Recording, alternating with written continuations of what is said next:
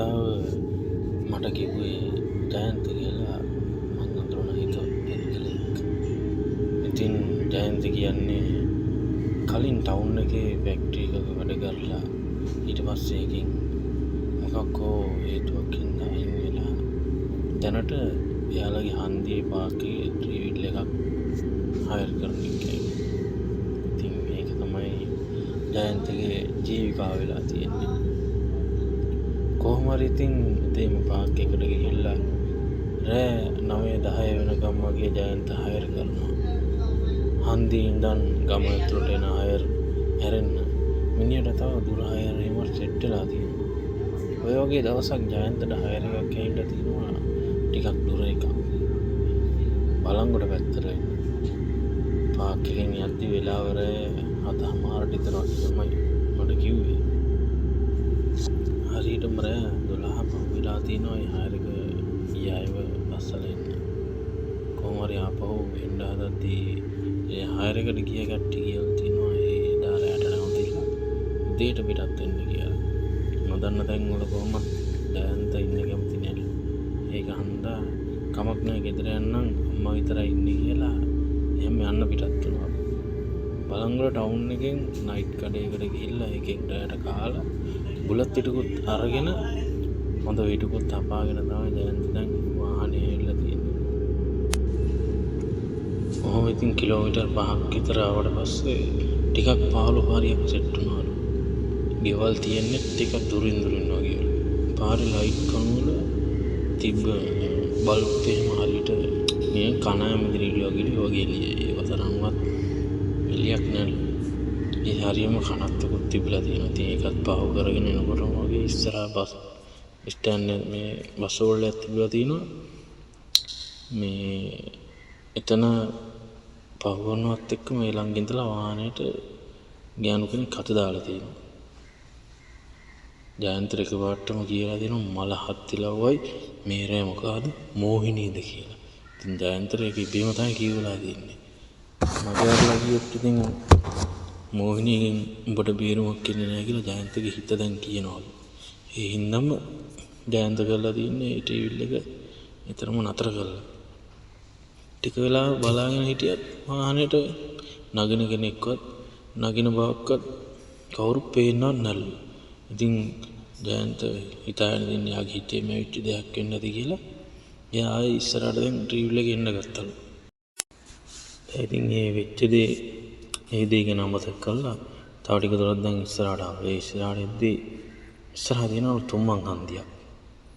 මේ තුම්මන් හන්දියෙන් තකුරුල දානවත් එක්කම එකපාරටම ජයන්තේ කකුල කෙලින්ම බ්‍රේක් එකට තමයි ගිහිල්ලා තියෙන්නේ. මොකද එකපාරම බ්‍රේක් ගැහුවා. මේ පාර ළඟ ඉඳලා තියෙනවා සුදු පාට රූපයක්. ඒ සුදු පාට ඇඳුමක් අඳගෙන මාර ලස්සන මේ ගෑනු ළමෙක් හිටගෙන ඉන්නවා. එයාව දැක්කම ගමන් ඉතින් ජයන්ත ගිට ඇදලා ගිහින් දෙනවලු. ඒ තරමටම ලස්සන මේ ගෑනු ළමෙක් උතන ඉඳලා තියෙන්නේ. ඊට පස්සේ කෙලින්ම මොකුත්ම කතා බහක් නැතුව ජයන්ත කියන්නේවත් නැතුව ඒ ගෑනු ළමයිලා ටීවිල් එකේ වාඩි වෙනවලු එකපාරට. ඊට ජයන්ත වල කොහෙද යන්නේ මේ රෑ වෙලා කියලා. ඊට පස්සේ ඒ ගෑනා කියලා තියෙනවා කනත්තර කියලා. එහෙම කියලා එයා hina වුණාලු. විහිළුවක් කරේ අයියේ බය වුණාද? මම මේ යාළුවෙක්ගේ බණ ගෙදර ගියා. බස් එක අල්ලගන්න බැරුණා. ඒකෙන් තමයි මේ පාරට ඇවිල්ලා යන වාහන වල දැම්මේ. ඒ වුණාට එක වාහනයක් නතර කරේ නෑ. අයියා විතරයි නතර කරේ. කියලා දැන් මෙහා ජයන්තත් එක්ක හොඳට කතා කරලා තියෙනවා. ඉතින් හොල්මනක් නම් සාමාන්‍යයෙන් ඔය වගේ කතා කරන්නේ නෑනේ. ජයන්තෙන් පොඩ්ඩක් හිතට පොඩ්ඩක් දැන් ජගතේ කියන දේ නැතුව ගියාලු. මොකද මිනිහා ඒ වෙලෙ චුට්ටක් බය වුණා. ඉතින් සුදු පාට එකක් ඇඳගෙන පාර ළඟ හිටගෙන ඉඳලා එයාගේ වාහනේට අත දාලා එයා කියන්නේ නැතුව වාහනේට එකපාරටම ඉඳගත්තට පස්සේ අපිට උනත් ඉතින් පොඩ්ඩක් බයක් දැනෙනවනේ කවුද කියලා.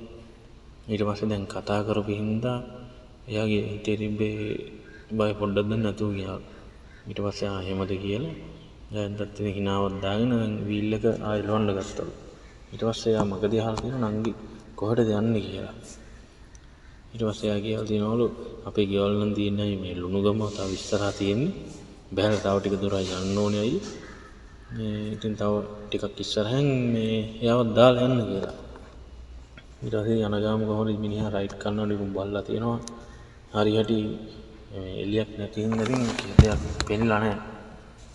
ඔන්න ඉතින් ටික දුරක් ඉස්සරහට යද්දී පිටිපස්සේ හිටපු ගෑල් ළමයා කියලා තියෙනවා එක දැනක් පෙන්නලා උතනින් නවත්තන්න කියලා. මෙතන මාර පාළුම තැනක්ලු. එතන තියනවලු පරණ මේ සොහොන් පිට්ටනියක්. දැන් ඉතින් ආයෙ පාරක් අහලා මෙතනද කියලා. ඔව් ඔතනින් නවත්තපන් කියලා එකපාරටම දැන් එයාගේ වොයිස් එක පොඩ්ඩක් වෙනස් වෙනවලු ගෑල් ළමයාගේ. ඒ වගේ තරහින් වගේ කිව්වලු. ඉතින් කොහොම හරි ජයන්තයා පොඩ්ඩක් ගැස්සිලා ඉවලේ. මෙතන පාරක්වත් නැහැනේ කියාගෙන එකපාරටම එයා පිටිපස්සේ ඇල්ල බලලා. එතකොට තමයි ඉතින් ජයන්තට හීන්දාඩිය දාලා තියෙන්නේ. දැන් මෙච්චරලා වාහනේ පිටිපස්සේ ඉඳගෙන ඉපේ ගෙල්ල අතුරුදහන් වෙලා එකපාරටම. ආයෙ පාරක් ඇස් දෙක පොඩ්ඩක් පොඩි කරලා ඉවලා බලලා ඉදි මතේ දෙන්නේ කියලා බැලුවලු. ඒත් කවුරුන් නැල්ලු. දැන් මිනිහට වැඩේ තේරෙනවලු. හරි තමයි මෙච්චරලා ඉඳලා තියෙන්නේ මිනිස්සෙක් නන් නෙමෙයි. මිනිස්සෙක් එක්ක නෙමෙයි. ඒකම ඉතින් කුණාරප දේවෝ කියාගෙන වාහනේ ස්ටාර්ට් කරගෙන ආපහු වාරක් අර එහා පැත්තේ තියෙන සෝහම් පිට්ටනිය දිහා නිකමට බැලුනලු. ඒ බලපු ගාම මිනිහා දැකලා තියෙනවා අර ගෑල් ළමයාගේ සුදු පාට ඡායාව.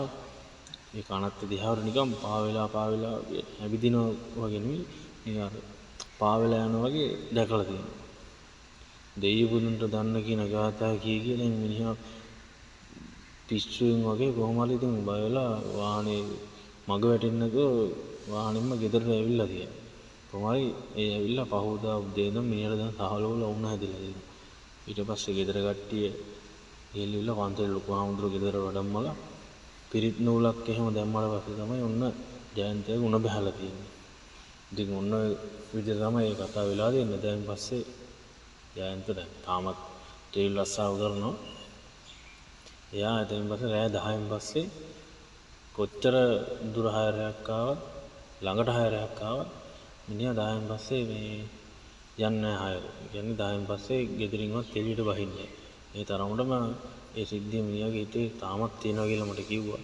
ඉතින් ඒ විලායේ එයත් එක්ක කතා කරලා වාහනේටත් නැගලා හොඳට මේ ඉඳපු ගෑල් ළමයා එකපාරටම අතුරුදහන් වෙලා කනත්ත පැත්තෙන් එකපාරටම පාවෙල යනවා වගේ දැක්කම ඉතින් අපිට උනත් මේ දේවල් උනොත් එහෙම අපිට දැනෙන දේ හිතා ගන්න පුළුවන්.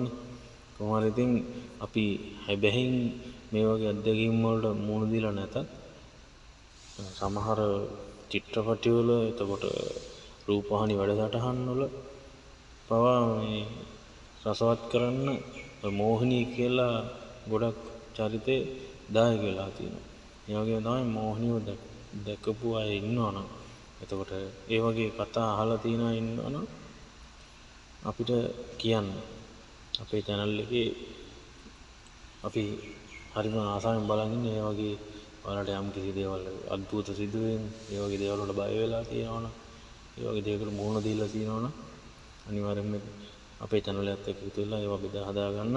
ඉතින් අපි තව අයෙකුට ඒකේ රසය ඒකේ තියෙන අත්දැකීම් ඒ චකිතේ ඒ හැමදේම අපි මේ වගේ කියන්න කැමතියි. ඉතින් තව දෙයක් කියන්න යාළුවනේ දැන් මේ channel එකේ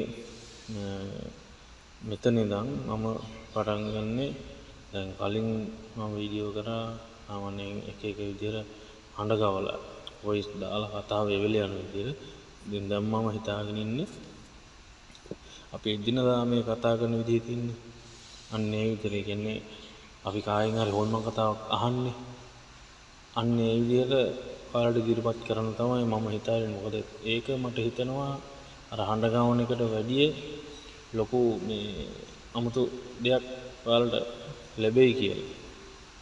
එහෙනම් ඉතින් අපි අලුත් වීඩියෝ එකකින් මේ වගේ කතාවකින් අපි හම්බෙමු යාළුවනේ. එහෙනම් ඔයාලට ජය වේවා. අලුත් වීඩියෝ එකක් අරගෙන එනකම් මේ වගේ දේවල් වලට මුහුණ ලබා ඉන්න.